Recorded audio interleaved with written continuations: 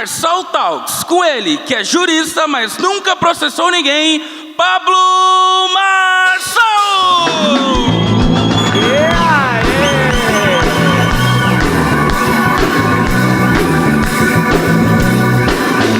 Mais um dia!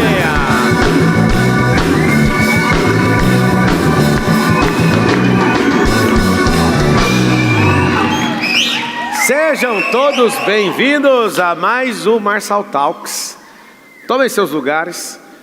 Hoje é um convidado especial, professor de Direito. Vocês perceberam que toda vez que ele vai me apresentar, o Gleitson, ele fica falando uma gracinha. E eu fico esperando para ver qual que é. Cuidado, hein? Cuidado. Ricardo, professor Ricardo Baronovski. Se levante, professor. Salva de palmas para ele.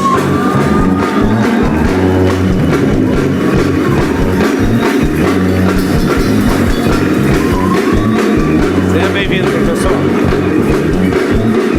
Tome o seu lugar.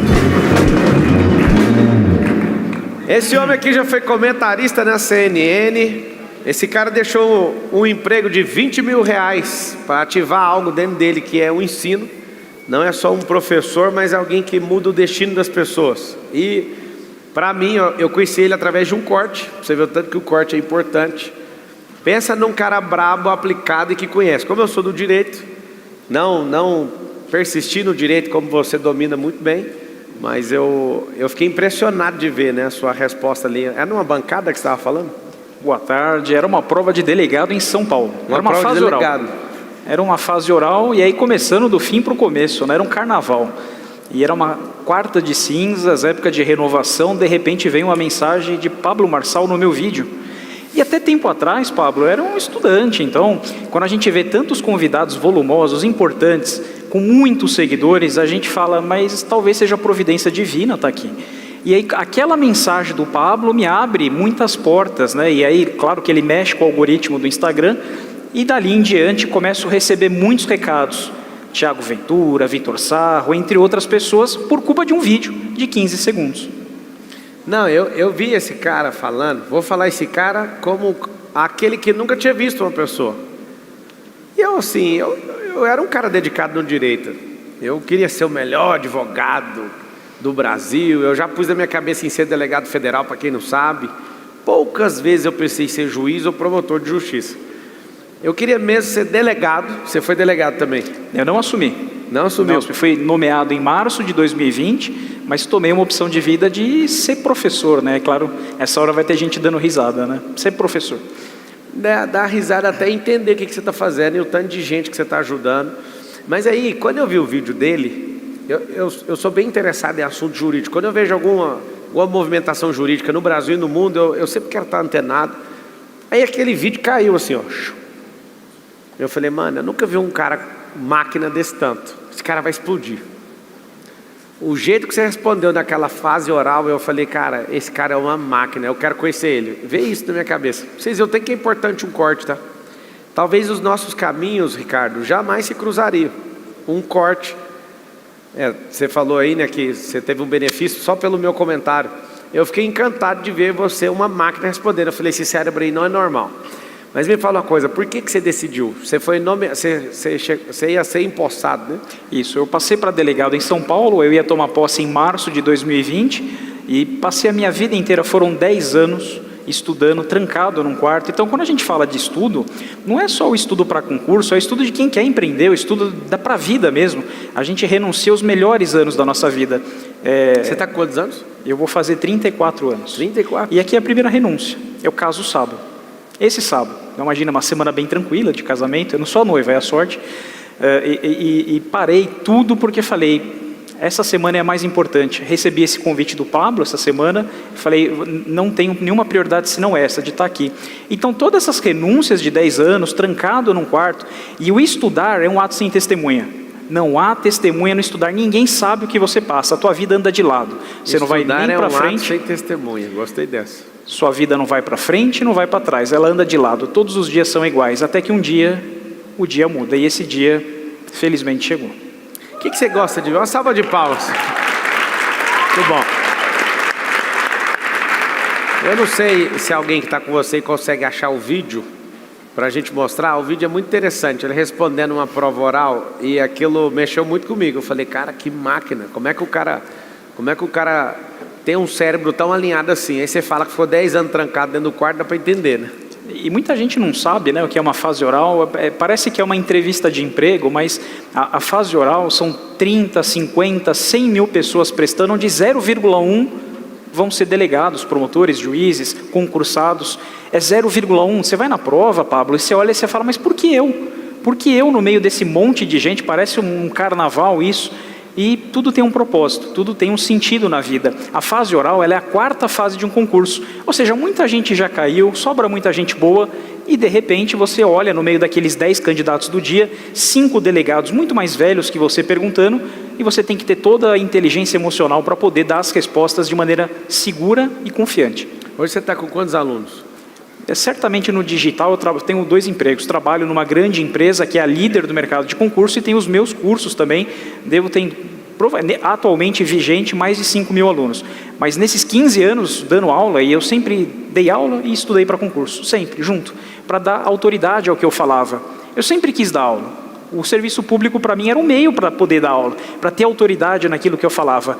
Eu devo ter passado mais de 100 mil pessoas dando aula, tendo aula comigo, ou para advogado, promotor, juiz, servidores. E o que você mais gosta na hora que você está dando aula assim? O que te desperta? Você está ali falando, o que é o que chama a sua atenção? Vou usar um caso concreto que aconteceu hoje. Hoje um rapaz me escreve dizendo que era entregador de delivery, 4 filhos, desempregado, a vida no chão. Mas ele acreditou, há 2 anos atrás, quando me conheceu num shopping, eu falei, estuda para concurso, né? Você vai ter pelo menos uma condição melhor de vida, pode não ser a melhor de todas, mas algo você vai ter, que é todo 5º dia útil do mês o teu salário caindo, né? Mesmo se você quiser arriscar, empreender, você tem uma base. E hoje ele me escreveu que foi aprovado no concurso, e até fico bastante emotivo que ele me ligou, passei meu celular para ele, e a gente estava chorando junto. Imagina as pessoas passando aí, vendo o convidado chorando, ninguém entendeu nada, mas esse rapaz com certeza já não é mais o mesmo. Isso para mim é o Parabéns. Maior.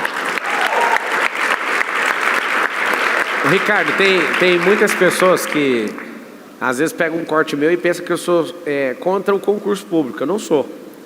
Eu sou contra a pessoa ficar uma vida inteira fazendo a mesma coisa. Desde que se é concursado, ou empresário, ou CLT, ou herdeiro, ou filho de papai, eu sei lá o que você está arrumando aí. Na verdade eu sou contra só na minha vida, a sua você cuida. Mas eu gosto de estimular pessoas para que elas não virem aquilo que elas estão fazendo. Tem até uma coisa que eu ensino, que é a pessoa, quando ela vai falar da profissão dela, ela não falar que é a profissão, ela falar que está nessa profissão. E de tudo que você ensina, o que é a profissão que mais chama atenção, assim, que você, se não tivesse despertado para o ensino, você gostaria assim de seguir? Seria a advocacia, a delegacia, o judiciário? Algo brilhante na fala do Pablo, porque o concurso, ao mesmo tempo que ele estabiliza, ele acomoda. E a gente vê, às vezes, tantos potenciais de pessoas que poderiam prestar concursos melhores, empreender, ter uma vida mais próspera e fica preso à segurança ou falsa segurança que, às vezes, o cargo tem. E eu aprendi, depois de muitos anos de serviço público, que a estabilidade não existe. Mesmo no serviço público, você está sujeito a mudanças. Mudança política, mudança econômica. Ou seja, ao mesmo tempo que o concurso premia, ele sacrifica. Isso é muito importante que todo mundo que estuda saiba. Mas, com certeza, eu acredito que as carreiras de delegado, do promotor, teriam sido o meu viés se eu tivesse assumido. Eu quero deixar até um recado do fundo do meu coração para todo concursado. Talvez vai te incomodar nesse primeiro momento, mas depois você rumina e toma uma decisão sobre isso. Parabéns, você passou num concurso. Por que você parou de estudar depois disso? Você foi melhor que muita gente, estudou 1 ano, 2 anos, 3 anos, passou num grande concurso. Imagina se você continuasse estudando, onde você ia parar? Pelo contrário, você nunca ia parar na vida. Então, o Ricardo acabou de falar isso, o professor Ricardo, sobre essa falsa expectativa de estabilidade. Eu quero ir mais além. Você foi tão bom para passar nesse concurso, por que não usa dessa bondade sua, desse poder seu cognitivo que você estudou, para continuar crescendo?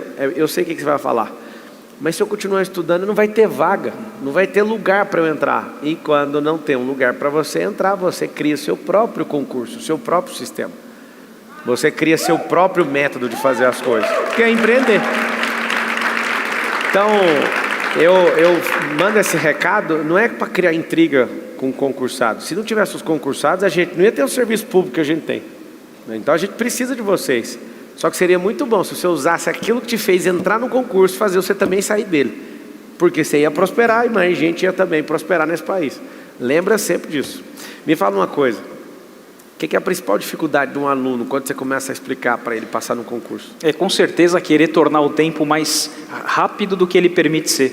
É uma explicação sua bastante coerente sobre a ansiedade, querer que o dia de amanhã se torne o dia de hoje, mas você tem que saber respeitar o tempo divino, tem que saber respeitar a providência, tem que saber respeitar o seu momento, porque o concurso é uma fila, ou qualquer estudo, qualquer empreendedorismo também é uma fila, e você tem que saber esperar a sua vez. Há uma frase muito legal que eu gosto, Pablo, que é: todo mundo passa, só não passa quem desiste. Muito bom. Quem desiste, eu acho que é só um ano, né? O concurso é uma fila, né? É uma fila, é uma vida, é uma renúncia. Talvez a maior renúncia que eu fiz na minha vida foi a própria vida pessoal. Eu tenho 34 anos, tenho o amor da minha vida na plateia, isso é o fato mais importante, na semana do meu casamento, e demorei para casar, demorei para ter filho. Talvez aí é o preço que eu paguei. Muitos aí que estão assistindo, estudando, desanimados, ansiosos, estão pagando esse preço. Mas saiba que o prêmio é proporcional ao sacrifício que você está fazendo. Ele há de vir, isso eu tenho certeza. Quando você deixou de assumir o cargo que você passou ali legitimamente, você bateu arrependimento? Inimputável, louco, fui taxado de tudo quanto é nome, né? Minha mãe não conversava comigo. Explica pro povo o que é inimputável. Inimputável é aquele que não está nas faculdades mentais, né? Então, minha mãe ficou uma semana sem conversar comigo, meu pai, que sempre teve problemas de emprego, né? Aliás, eu descobri o que era seguro-desemprego na prática, né? Vendo meu pai no dia a dia. Ninguém acreditava. Como que uma pessoa que passou tantos anos estudando abre mão daquilo em troca de outra coisa que era etérea, incerta? E essa é a maior confiança de quem empreende, de quem estuda, de quem arrisca. Se você não confiar no que você está fazendo, é melhor nem começar. Muito bom. Muito bom. Eu acho que quando a pessoa está preparada para esse confronto com a família, ela já cresceu. Exato. Filho único. Imagina, Pablo, filho único. Então, filho único. Atenção exclusiva, né? Ficou guardado 10 anos dentro do quarto, estudando. Ele dá alegria. Imagina seu pai chegando num lugar falando: meu filho passou para delegado. E aí, como é que faz para desfalar esse negócio? A parte ruim não é você sonhar, a parte ruim é você realizar o sonho. Como o pai dele vai desfalar para os amigos?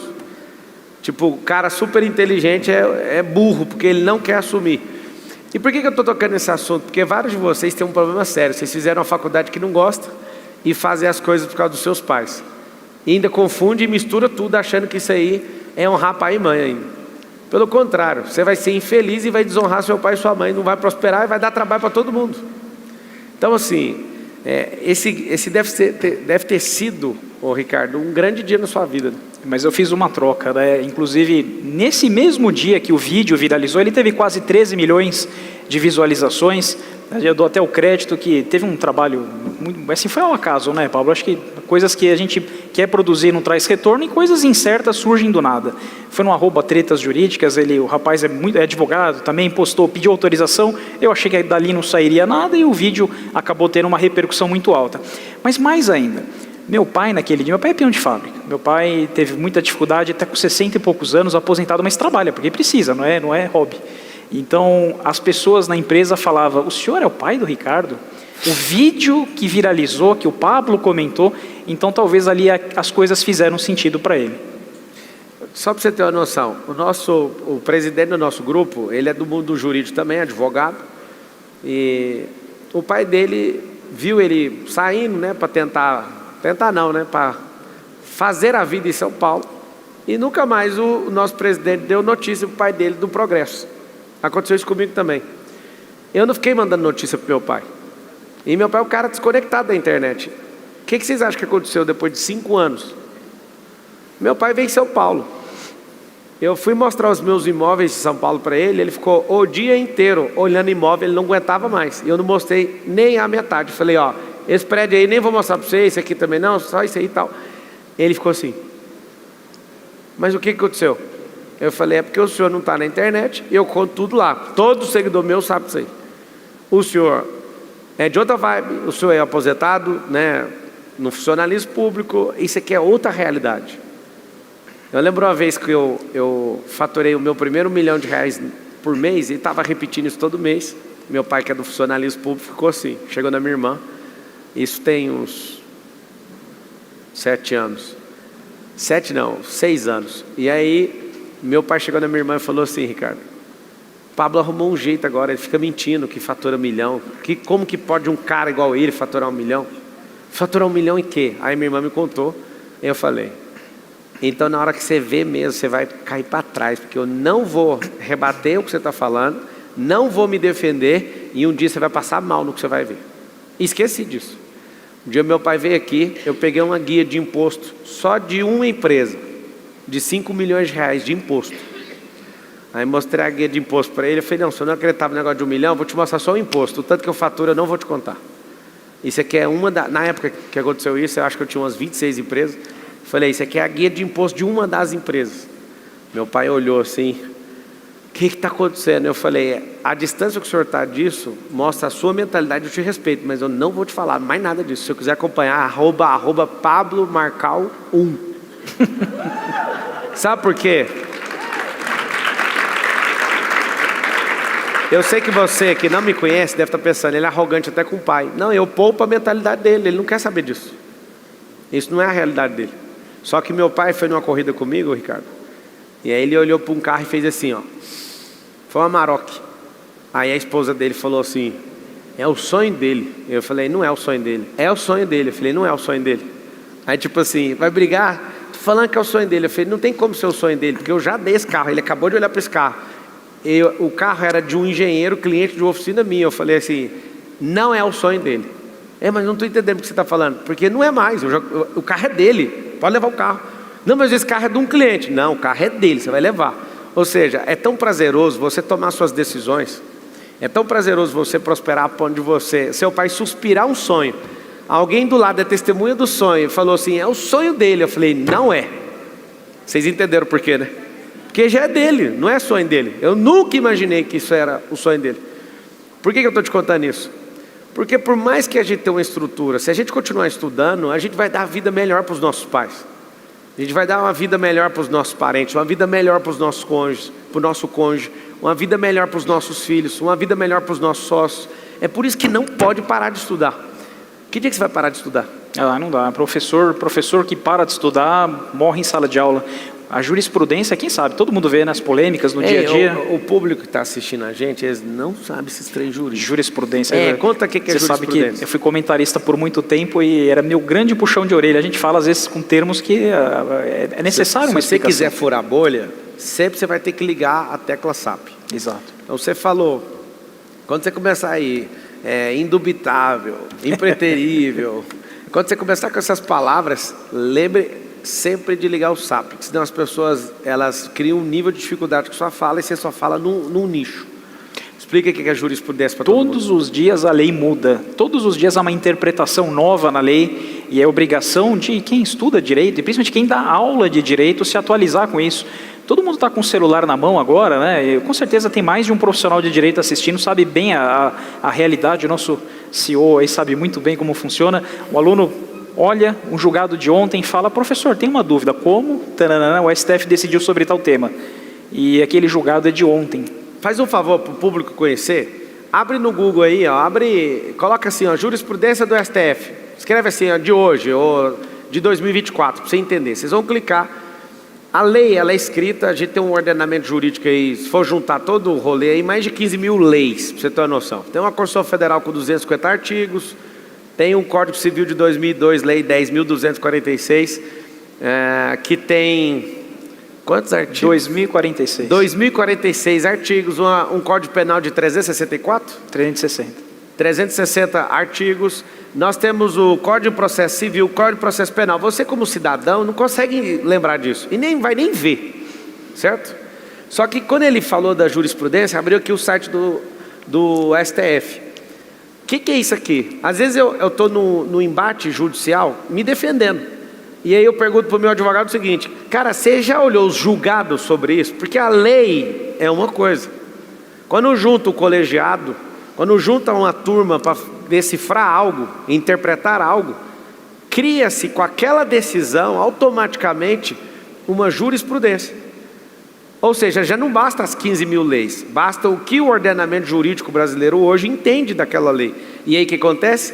Se alguém colocar ali, está ali, por exemplo, ó, relação de julgamentos, limitação de vaga para mulheres em concurso público da Polícia Militar.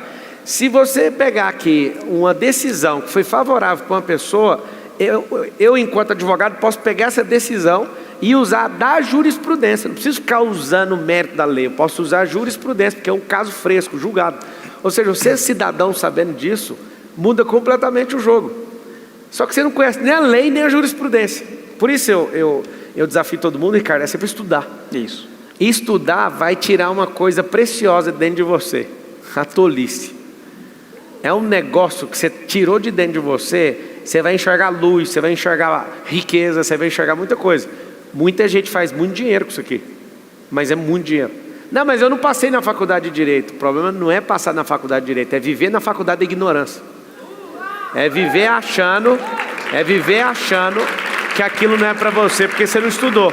Você não precisa estudar na faculdade, você pode entender o básico sobre direito. Acho que todo mundo tinha que entender direito, né? Exatamente. Qualquer empreendedor tem dificuldades diárias, contábeis, fiscais, consumerista. Hoje a relação consumerista é muito favorável para o cliente, por razões históricas, né? E se você conhece parte da legislação, e é uma leitura até agradável, com certeza você tem mais segurança na tua atividade. Eu estava conversando... Lei 8.078? Lei 8.078 de 90. Minha cabeça ainda está funcionando. Outro nível. E com certeza você tem mais base para o teu negócio, porque às vezes você ganha com uma mão e a lei te tira com as duas. Estudar é imprescindível. Eu posso falar para vocês, às vezes vocês gostam de modelar esse lado empresarial meu, uma das coisas mais agressivas que eu tenho não é ser arrojado, nem ousado, nem nada disso, é ser jurista. É pegar um contrato de um M&A, é pegar um MOU, bater o olho, às vezes pode ter lá 170 páginas, eu leio em meia hora. Eu vou nas cláusulas que eu julgo que é leonina, rapidamente eu já desmonto aquele contrato e falo, não vai para frente, pode recomeçar essa parte aqui. Eu pego o contrato de 100 e poucas páginas e rapidinho, eu aproveito o voo internacional às vezes, pego alguns contratos para ler, rapidinho eu desovo. Aí você fala, mas você não é empresário? Eu nunca fui empresário. Empresário foi um status. Agora, jurista é um tipo de mentalidade, de ver malícia nos contratos, malícia nas relações. Por exemplo, a polícia tem um negócio chamado tirocínio. Tirocínio é esse estilo de sempre perceber alguma coisa ruim que pode acontecer. Uma pessoa que não tem tirocínio é terrível. É uma pessoa que ela não tem nenhum pingo de malícia e ela pode morrer por bobeira. Ela pode se envolver em contratos acreditando em conversa. Eu não acredito em conversa. Para mim é no papel. E aí, essa habilidade que você pode ter, você não precisa ficar 5 anos estudando, você pode estudar. Você pode pegar um curso do Ricardo, por exemplo, e estudar, não para passar num concurso, mas é para saber o mínimo para não ser um idiota. Eu sugiro que você faça isso. Em todos os assuntos, nunca pare de estudar. E o direito é uma das coisas que vai fazer você, como empreendedor, ser uma pessoa mais potente. Só para você saber, lembra disso, estude o mínimo que você precisa, para você não parecer um bobo com um contrato. Sabe o que eu fico indignado, Ricardo? É com uma pessoa, aqui em São Paulo, 70 mil pessoas perdem seus imóveis por mês. Na verdade, o imóvel nunca foi da pessoa, vamos falar a verdade. O contrato está escrito que não é dela. O imóvel é do banco. E você está com ele num acordo de fidúcia, de confiança. Se você parar de pagar, você perde o que você pagou, inclusive, e a casa é tomada. Ou seja, ela nunca foi sua. Para ela ser sua, tem que ter essa transferência de direito, né? O direito ainda é do banco. Só que o que me assusta aqui, eu já peguei o contrato da Caixa, e lá tem suspensão contratual e é possível fazer por 12 meses. E a pessoa, por nem ler o contrato, ela perde a casa dela. Você não está entendendo? Isso me gera uma indignação absurda. Se o contrato está lá e a pessoa pode chegar a achar a cláusula e mandar executar a cláusula e falar, jogue essas 12 prestações para o final do contrato e dormir em paz e gerar receita para não frear esse contrato, ela prefere andar na ignorância ou achar que leitura de contrato é para advogado, e não é. Vocês entendem a indignação ou não? Só de ler um contrato, pedir uma suspensão e execução de uma cláusula. Só que a pessoa, não é que ela prefere, é aquela tal da faculdade da ignorância. A pessoa vai lá, perde o imóvel. Imagina, só em São Paulo, 70 mil famílias saindo das suas casas. poderia pegar uma cláusula que está ali, carros elétricos. Isso é assustador, eu fiquei revoltado quando eu descobri. Se você não andar no mínimo 3.000 quilômetros num ano, você perde a garantia do carro elétrico. Ele está no contrato. Quem é que leu o contrato de que comprou um carro? Está no contrato. Aí eu tenho, agora minha frota é quase toda elétrica, eu tenho que ficar mandando andar nos carros. Por quê? A bateria de uma Hummer vai custar 500 mil reais. Uma bateria de uma Ferrari SF90 custa R$1 milhão. Aí eu vou acionar, aqui, está na garantia. Quanto que andou? Esses carros não rodam, ninguém anda nesses carros. Ou seja, a falta de leitura, não falei nem de entender direito, leitura de um contrato faz você ter seus piores dias e se sentir um imbecil porque você não leu. Já passou por isso? Com certeza, quem não passou, nunca terceirize sua segurança. Mas não é só a segurança pessoal, mas a segurança jurídica. É claro que tem um monte de advogado. Hoje, um dado interessante, Pablo, nós temos aí 1 milhão de advogados. 1 milhão. O Brasil é o segundo país do mundo que mais tem advogados. É o país que mais tem advogados por pessoas, né? Fica na frente dos Estados Unidos, na frente da Índia. Dá 0,5% da população. 0,5% da população. A cada 140 pessoas tem um advogado. Então, com certeza, qualquer lugar que você vai tem um advogado, um bacharel em direito. E são mais de 5 milhões de bacharéis em direitos, ou seja, aqueles que não possuem OAB, mas que atuam na área, consultorias, etc. É muita gente. O que fazer para ser melhor? Acho que esse é a grande pergunta, né? Como ser melhor na área jurídica? Acho que essa é a pergunta que todo mundo queria fazer, Pablo. Esse assunto aqui, alguém pensou, nossa, o Marcelo trouxe um cara completamente fora do rolê. É um rolê que eu curto esse aqui. Eu quero mandar um recado para o presidente da OAB, te dando os parabéns, porque eu estava esperando o seu posicionamento sobre essa derrubada da sustentação oral nos tribunais superiores. E eu senti verdade, eu que te conheci pessoalmente, sei da sua fibra, eu quero te dar os parabéns pelo que você fez nessa última semana. Eu quero uma salva de palmas para ele. Não faz sentido, aqui eu não estou levantando bandeira contra tribunal, estou falando sobre a lei. Agora ele vai apresentar uma PEC, que é uma proposta de emenda à Constituição, para que a lei seja cumprida, que é o quê? Nós precisamos... O Beto Simonetti. Nós precisamos, parabéns ao presidente da OAB Brasil aí, ao Conselho Federal da OAB. Eu tive o prazer de ser recebido por você na sua sala aí em Brasília. Aquilo eu arrepiei, porque eu vi que é um posicionamento que vocês que são os causídicos que nos defendem, precisa de ter o poder legítimo de defesa e sustentação oral no Tribunal Superior. Então, eu fiquei muito emocionado, quero te dar esses parabéns. Não estou arrumando confusão com ninguém. Eu sou do direito e eu acredito que um direito sem defesa já não é direito mais. Então, eu fiquei realmente emocionado. Mais uma vez, uma salva de palmas para o presidente do OAB Brasil. Parabéns. O vídeo do Ricardo está aqui e é engraçado. E eu sugiro que todo mundo invista em corte, porque eu conheci o Ricardo por isso. Olha o que os caras... Eles sempre enchem meu saco desse Instagram também. Às vezes eles falam assim, quando o juiz não está com paciência, aí tipo, aquele vídeo de eu cortando todo mundo. Eu quero te contar a minha história. Não, vai direto com como. Tem aí também. Se você tiver com preguiça de estudar, lembre que seu concorrente no concurso pode ser o Ricardo. Às vezes você não conhecendo o direito, você não viu que o cara foi um herói ali, maluco. Ali é o lugar onde todo estudante de direito não quer sentar. E ali é um lugar onde eles vão te ferrar.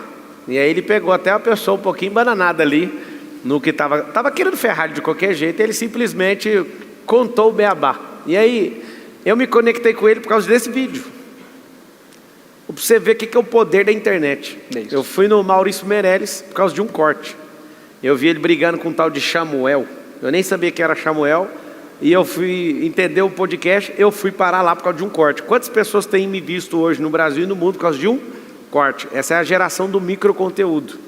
Você já tem aplicado isso aí, microconteúdo nos seus... Hoje, dando aula, é cada vez mais difícil segurar a atenção. A gente fica 5 minutos e dispersa depois, né? Seja porque criou antipatia, seja porque o assunto não é interessante, seja porque a gente está acostumado com a geração podcast. Essa tela azul, ela faz com que a gente queira o conteúdo muito rápido, aquele scroll que você vai para cima e não sabe onde você quer chegar.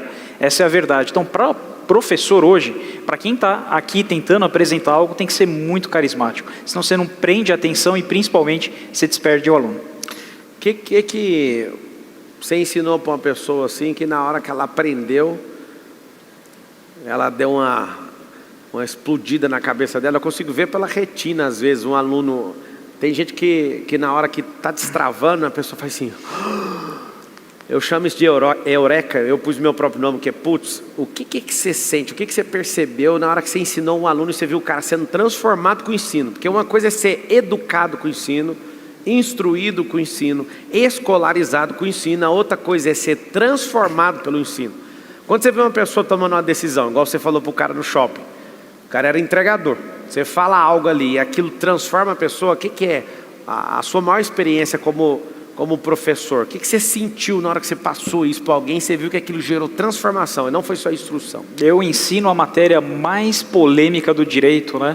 Essas decisões que a gente vê do STF, polêmica, só chega no STF o que é polêmico. Então, para desmistificar por que ele fez isso ou fez o outro, por que mudou de entendimento, é necessário muita didática para mostrar qual é o entendimento. E um grande ponto, por exemplo, liberdade de expressão. Mas isso é censura, não é censura, é liberdade de expressão? Existem regras objetivas, né? É claro que é difícil, é uma zona cinzenta, o que é fake news, o que não é, o que pode, o que não pode. Mas quando a gente argumenta sobre isso, as pessoas se sentem mais confiantes até para falar, né? Deixa eu te perguntar sobre fake news. Você acredita que tem que ter uma lei para determinar esse Ministério da Verdade entre o que é verdade ou não? Por exemplo, tem agências na internet que determinam se uma coisa é verdade ou mentira. Eu fico chocado com isso, né? Eu vejo que isso é uma instrumentalização de guardar. Eu queria saber a sua visão. Você é um cara... Vocês não ouviram, talvez, no vídeo dele, ele estava explicando sobre doutrina. Além da jurisprudência, nós usamos doutrinas, ou seja, doutrinadores do direito. Por exemplo, hoje um ministro do STF, que é o Alexandre de Moraes, quando eu estudava direito, eu estudei direito constitucional na doutrina e nos comentários do próprio Alexandre de Moraes. Nunca imaginei que ele seria ministro do STF, jamais. Ele é um cara que já escrevia, ele é um doutrinador do direito, antes de virar ministro. Aí eu te pergunto, esse poder que o direito tem, da pessoa olhar para o direito e falar, eu posso pensar o que eu quiser sobre o direito. Você acha que a gente pode criar uma lei, falando como cidadão, criar essa lei para determinar o que é verdade e o que é mentira? Você acha que isso é saudável para um povo? E a gente mesmo no dia a dia a gente se pega, será que eu posso falar isso? Será que eu não posso? Se tiver alguém gravando, e se isso aqui divulgar depois, já existe a lei é o Código Penal, você pode falar tudo, a nossa Constituição incentiva, porque se a informação é boa, é ruim, quem diz que ela é boa, é ruim é quem recebe, porque aqueles que trazem boa informação vão ser aplaudidos, aqueles que não vão cair no ostracismo. É quem ouve informação que premia ou sacrifica aquele que fala. E quais são os limites, Pablo? Crimes contra a honra. Eu tenho direito a falar tudo. Artigo 138, 139 e 140. Exatamente isso, memória fotográfica. Aí, esse limite você não pode injuriar ninguém. Eu acho que eu me vi em você ali, sabia? Eu não sei se eu teria uma resposta brilhante daquela, eu nunca cheguei perto daquilo ali.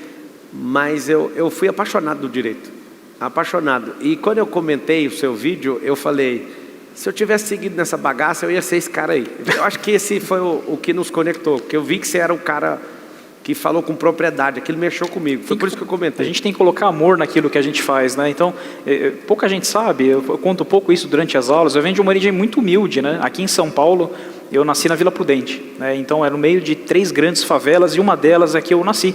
Então eu vim do nada, às vezes a gente olha o cara de terno lá com essa cara antipática, mas eu vim do absolutamente nada, pai desempregado, mãe com doença incapacitante, filho único, né, tendo que vender o almoço para pagar a janta. Eu conto um pouco essa história, até para evitar vitimismo, mas eu me peguei até os 15 anos, quando as 3 grandes favelas do Heliópolis, da Vila Prudente e do Morro do Pel, que é onde eu nasci, se caindo em guerra entre si. E eu falei, eu só tenho 2 caminhos, ou eu caio no mundo do crime, ou eu caio no combate ao crime. E foi para onde eu escolhi, combate ao crime. Então, desde 15, 18 anos, que eu coloquei na cabeça que eu seria delegado. Mas aí a vida leva a gente para outros caminhos, né? Muito bom. É o seguinte, atrás de você tem uma caixa e eu quero que você pegue aí uma... Eu sei que você é bom para argumentar, já pode pegar. Só que na hora que você for ler, eu quero que você fale na bucha, porque você é jurista e jurista gosta de ficar dando... Volta, vai direto no ponto. Tem um palavrão aqui, pode falar? Não vou ser cancelado? A grande merda. A grande merda. Merda é palavrão, ô doutor? Não, mas o algoritmo não vai gostar, então pode derrubar a gente sem a gente perceber, viu? Ó, você é do mundo jurídico, às vezes você quer mandar alguém tomar naquele lugar, você fala assim, ó, vá para o seu orifício rugoso lombar. É jurídico o termo, né? Não é deselegante. É deselegante, estou brincando. A grande vicissitude. Aí, ó. Vamos lá. Com certeza, Pablo, foi não ter começado antes coisas que eu poderia ter feito já. Casado antes, ter filho antes. Você casou com quantos anos? Não, vou casar sábado agora. Sábado. Olha lá, bom. A cara de ansiosa. É uma semana... Quem casou sabe isso, né? Estou casando aí depois de quase 2 anos de noivado, 5 anos esperando, enrolei bastante, mas sempre esperando um dia melhor. Amanhã, esse amanhã não chega. Quando eu tomei a decisão, a minha vida andou maravilhosamente. Quem é religioso, acho que Deus se agrada com o casamento e muitas portas foram abertas. Uma delas, hoje aqui, né? Muito bom. Puxa o próximo, doutor. Vamos lá, próximo. Vai direto. O maior fracasso. Com certeza o maior fracasso foi uma prova que eu achei que eu ia ser juiz aqui em São Paulo e faltou 0,05, né? E para quem não entende a dor disso, era um concurso que durou 3 anos. Mais 2 anos para abrir, mais 3 anos para o próximo concurso. Então você vê, só vou estar nesse momento daqui 8 anos. 3, 2, 3. Então ali foi o maior fracasso da minha vida. Fiquei por 0,05, mas depois passei em outro estado. Então não é você que escolhe, mas sim as coisas que você busca escolhem você. Muito bom. Pode puxar mais um.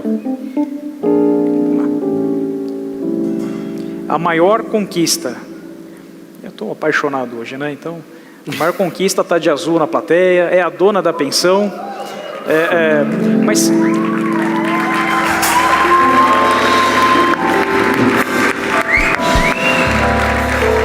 Vai colocar quantos filhos nessa mulher?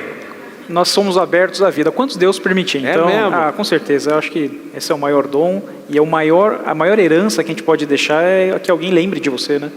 E talvez a paciência que ela teve, das renúncias, porque quem está estudando, empreendendo, essa é a pergunta: se viver o ônus, vai viver o bônus. Leva um café para você e compreende os surtos, entende o seu objetivo, porque lá na frente, quando tudo está bem, a pessoa te abraça, isso é muito conveniente. Valorize as pessoas que tiveram no pior momento da sua vida, e principalmente aquelas que te levaram café, entenderam os surtos e te apoiaram quando você caiu. Muito bom. Puxa mais um, é a última. Seu maior vilão, isso foi a vida inteira, Pablo, a ansiedade, né? Apesar de ser jovem, né, eu sempre quis as coisas muito rápido. E isso me gerou várias crises. Tem uma história muito engraçada. Minha avó, 90 anos de idade, falecida já. Mas eu estava estudando para essa prova de delegado e tomando café. Tomando café, estudando. De repente o braço adormece. Começa a sair o coração pela boca. Falei, bom, estou infartando, né? E não sabia que era uma crise de ansiedade. Aí eu fui acordar a minha avó, com 90 anos, 3 da manhã, lá em Sorocaba. Falei, ó, avó, fica tranquila aí, mas acho que eu estou infartando, né? E ela me levou para o hospital. Maior vergonha da minha vida, né? Cheguei no hospital... O médico, cirurgião plástico, né? Falei, vou morrer, né? Falou assim, o senhor usa qual entorpecente? Falei, não, estou tomando café e estudando. Falou, não, você teve uma crise de ansiedade e eu achei que era um infarto. Então, talvez aí a dica que eu deixo é respeite o tempo. A ansiedade acaba com a gente, né? Então, se você pudesse casar, você casaria antes e com quantos anos? O mínimo? Casaria mais cedo e evitaria procrastinar as decisões importantes. Eu percebo hoje, já convivendo, que a vida se torna mais produtiva, mais eficiente. É claro, desde que a sua companhia entenda o que você está passando. Eu teria antecipado, e se me permite aí fazer analogia, né, 10 anos atrás. Muito bom. Vamos direto no combo. Pode puxar a última.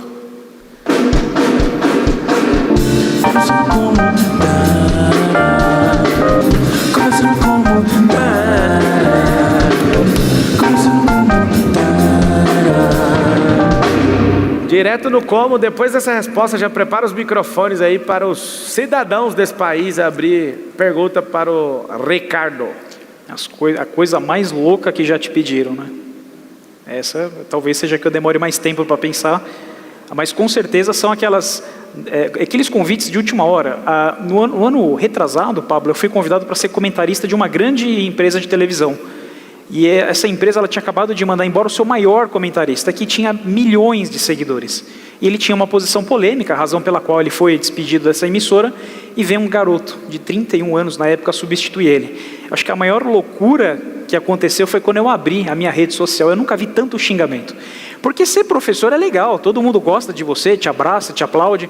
Agora você está na televisão, está em grandes mídias, metade te ama, metade te odeia. E como eu não tinha uma posição específica... Como é que alguém não gosta de um cara desse? Imagina. O cara fala que merda é palavra, o cara é gente boa, mano. E aí, como é que você se comportou quando você viu aqueles xingamentos gratuitos? Porque você não é um cara igual eu que fala de qualquer jeito e tal. Aprendi que... O que aconteceu? Esse é um ensinamento importante que a gente tem aqui também, né? De que se aquilo não é verdade, por que você vai se importar com aquilo? Aquilo só vai perder o seu tempo, né? Muito bom. Se é verdade, nada pode ser feito. Se é mentira, o que eu vou fazer? Nada, é da coisa da sua cabeça. Vai lá, cadê o direto no coma aí? Meu nome é Fala James, seu nome e a sua caravana. Sou de Cuiabá, Mato Grosso. E o meu como o senhor faria para sair fora do comum do Brasil da corrupção, vamos falar assim, que é muito forte isso, igual quando o senhor é multado, o senhor seria multado em FIR. O senhor foi multado, uma multa de tantos FIR, vai pagar em reais, é transferido. E o senhor sendo multado em UPF, o senhor teria que pagar por nota fiscal, um erro cometido, fiz um erro, sim, beleza, fiz. Tem que pagar por ele, mas teria que pagar em UPF. E não pelo valor da mercadoria. De vez você pagar em reais, você está sendo multado em milhões. Como é que você conseguiria driblar o sistema corrupto do Brasil, que daí entra alguns advogados, e conseguiria fazer o correto, que é o seu direito de pagar em UPF, por nota fiscal, e não pelo valor total da mercadoria que você transportou? Tem aquele meme que a gente vê no Instagram, né? Sou tal pessoa, e é claro que isso acontece. Sou advogado, e é claro que sempre tem uma consulta jurídica, né? Parece uma consulta, mas nesse caso, como se trata de uma área específica, a melhor providência, se o Pablo concorda, é consultar um advogado. Não há a menor dúvida de que, tratando-se de um caso que gera uma situação crítica, já consultou 3, consulte o 4, e faz uma comissão médica, né? O desempate dessa decisão. Como se trata, me parece, de uma questão que te aflige, não economize nisso. Contrate o melhor, aquele que te dá segurança na consulta. Não é aquele que vai ficar te enrolando, mas que te dá uma sugestão. Acho que com tanto advogado, né, Pablo, a gente tem essa crise mesmo, não dessa dúvida específica sua, mas de coisas importantes da nossa vida. Será que ele está fazendo o melhor? E estude a sua causa, não delegue ela também só ao advogado. Pra você ter uma noção, consultar vários advogados vai ser um negócio assim, que pode salvar a sua empresa, ou pode fazer você crescer com alguns benefícios que você tem. Algumas pessoas pensam, o Marçal veio para essa cidade aqui porque essa cidade é legal. Não, eu vim para essa cidade porque ela tem 10 benefícios fiscais. E tem gente que não entende o rolê. E às vezes a pessoa está do outro lado da rua e fica com 0 benefício fiscal porque não ouviu um advogado tributarista.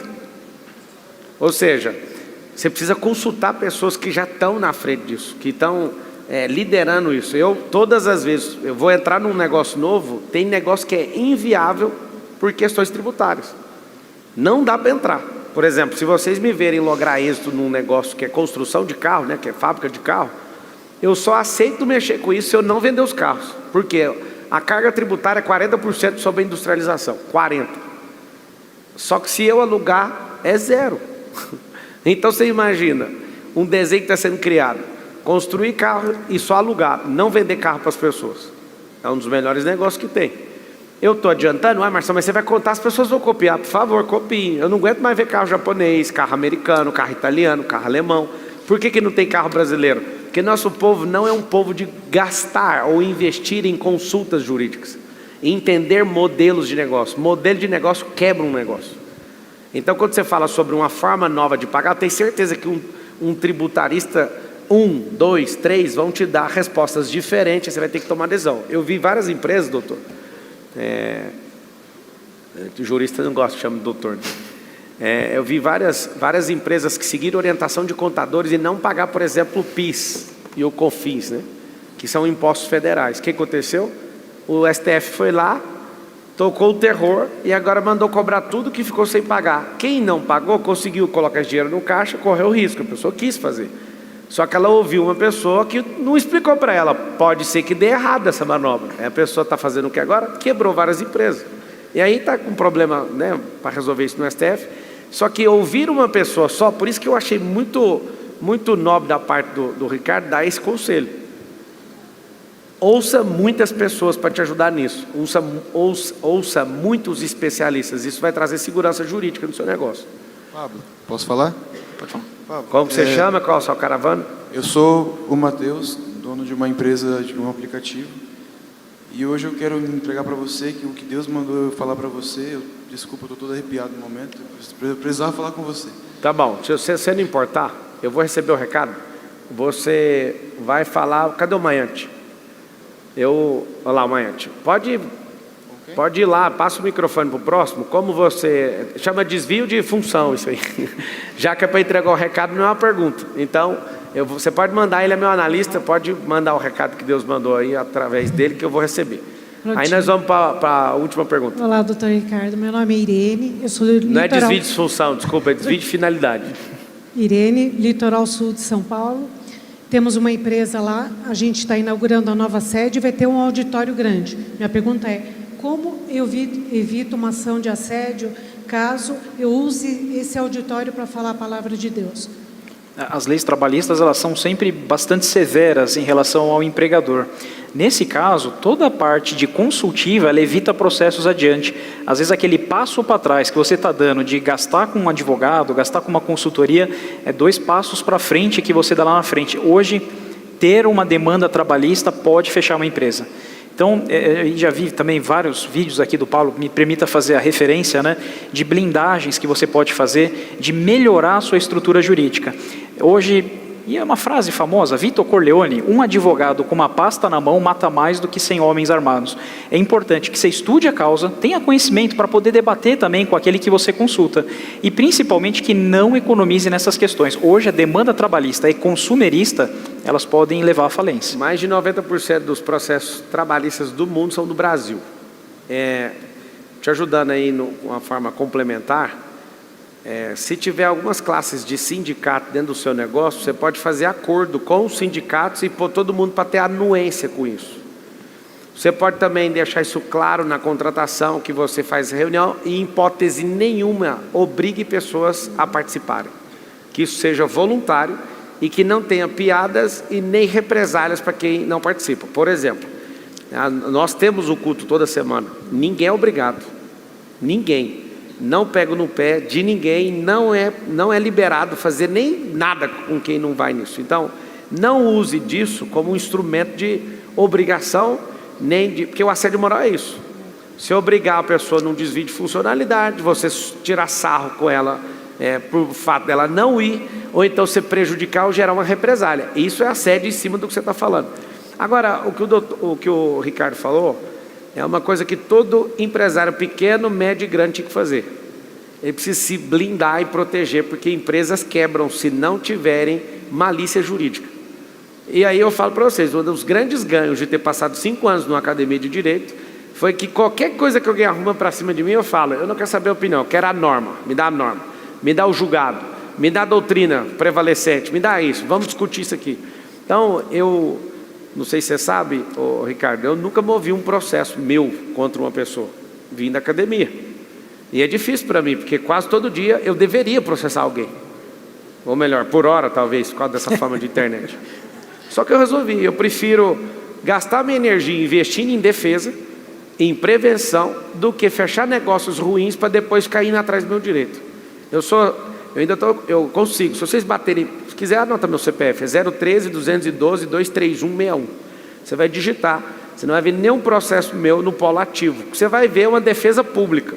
O que é defesa pública? Tiraram meu direito de ir num debate, eu estava concorrendo a um cargo público e eu fiz isso pelo público, né? Então eu fui lá pedir o direito de poder ir para o debate e perdi. Eu fui lá eleito, aí eu perdi, eles tomaram, né, minha eleição. Eu não estou magoado, só que eu usei do meu direito público, pelo público, não por mim, porque por mim nunca você não vai achar. Não tem, por enquanto, né? Depois de uma consulta jurídica, ele pode mudar. E eu concordo, evitar processo hoje é evitar sofrimento. O processo demora, nem sempre o resultado é como a gente espera. E principalmente, tente um acordo, a conciliação, a conversa, às vezes é a melhor arma. É barata demais. Às vezes você ganha um processo, mas gasta 50 mil nele. Não sei para que adiantou. Me fala uma coisa, Ricardo, o que você fala? Você é um cara altamente aplicado. Que mensagem você passa para o Brasil, sendo que 90% dos alunos brasileiros, quando terminam o ensino médio, não conseguem fazer nem matemática básica? Que recado que você quer deixar registrado? Você que veio de comunidade, né, de favela, você que veio de uma situação que não era para você ser tão estudioso assim, né? Eu não sei se as pessoas que estão nos assistindo sabem, a falta de nutrição de alguém que vem numa situação que não consegue comer o mínimo.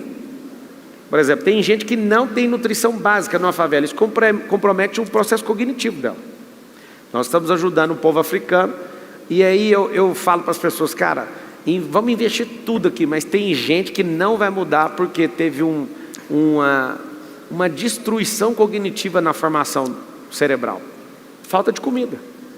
Então é muito difícil para alguém competir, né, com um filho de rico, sendo que não falta nada para ele. Esses meninos são mais melindrosos do que as crianças que faltam as coisas, né? Mas o fato de você entender que a gente precisa de apoiar nosso povo, vai fazer com que você ajude na nutrição básica, no aconselhamento básico. O que você fala para essas crianças? Porque você teve que fazer uma escolha. Eu também morei em periferia, não foi uma favela, mas era uma periferia. E eu lembro de vários amigos que foram para o mundo do crime, e sempre numa periferia, ou numa comunidade, ou numa favela, sempre você tem que fazer uma escolha. Eu fiz uma pesquisa uma vez, Ricardo, e eu perguntei, o que você quer ser quando crescer? Todo mundo respondia a mesma coisa. Jogador de futebol, polícia ou caminhoneiro. Aí eu falei, posso perguntar um negócio? Pode. O que você acha de ser engenheiro da computação? Eu acho que é difícil. Aí eu percebi, ninguém fala disso, ninguém alimenta esse sonho. Não tem como a pessoa desejar ser algo se ninguém fala disso no coração dela. Então qual o recado que você dá olhando naquela câmera? Na luz verde. Na luz verde. Para o nosso povo, sobre educação. Você que é um grande educador, eu vejo que você vai romper bastante isso aí. Cada aparição sua, cada vez que alguém conhece você ainda mais, cada método que você aplica e lança de forma diferente, você vai ser muito mais conhecido. O ponto decisivo na jornada é idealizar, é ter um objetivo, ter um sonho e principalmente não duvidar do seu potencial, porque nós, Pablo, nós nos autossabotamos. Muitas vezes, aquele potencial que você poderia produzir algo, você com a sua incerteza pessoal, você não consegue progredir, você não consegue prosperar. Eu sempre costumo dizer que hoje, principalmente para quem é religioso, né, a gente tenta, né, fazer favores, nossas rezas, nossas preces, qualquer que seja a sua religião, mas eu acredito também que aquela hora de estudo, que aquela hora de trabalho bem feita equivale a uma hora de oração. Deus se alegra com o seu estudo, com o seu trabalho, com o amor pela qual você coloca naquelas coisas. Uma hora bem estudada, uma hora bem trabalhada, é uma hora bem servida para Deus. Tenha uma existência útil e principalmente, coloque um potencial, coloque um objetivo, se esforce, não duvide. E aí eu reitero aquela frase, Pablo, quando você estiver pensando em desistir, eu vou contar um breve episódio da minha vida. Um concurso que eu almejava muito, tribunal regional, reprovei 7 vezes. Na 8ª vez eu falei, eu não vou prestar esse concurso. E foi ali que eu passei. E se eu tivesse desistido na 7ª tentativa, certamente não estaria sentado aqui ouvindo história. Aí olha lá no meu Instagram, 20 aprovações em concurso, mas foram 80 derrotas. Se acostume com a derrota, levanta, prossiga. E quando você duvidar de você, saiba que Deus pode e vai te ajudar. Esse é nosso Ricardo, estudioso. Um prazer, meu irmão.